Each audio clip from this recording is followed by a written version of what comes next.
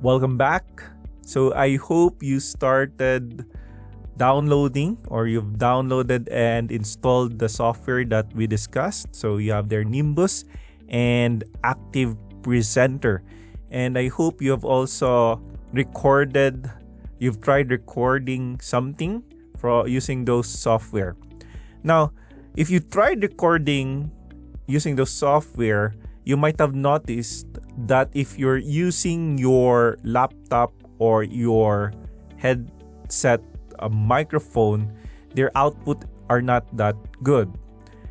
So that's why we suggest that if you're creating videos, the alternative approach, or even the more if you really would want to record yourself, then you might want to invest in a decent microphone.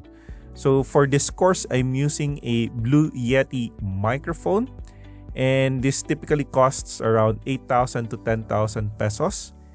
And it's because we purchase these types of microphones because we are into creating courses for online use.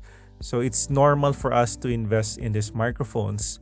So if you don't want to spend that much, then you might want to consider purchasing other USB microphones like Audio Technica. So Audio Technica is around 4,000 to 6,000 pesos. So those price range would be very good as well. So I used Audio Technica USB microphones for the previous course on online teaching. So, and the output was relatively good.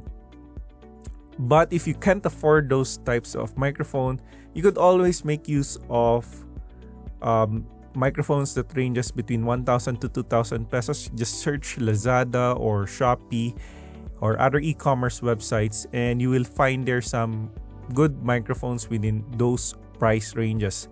But if you really would want to be serious in teaching online, then you might want to go invest and purchase a really good microphone or a setup.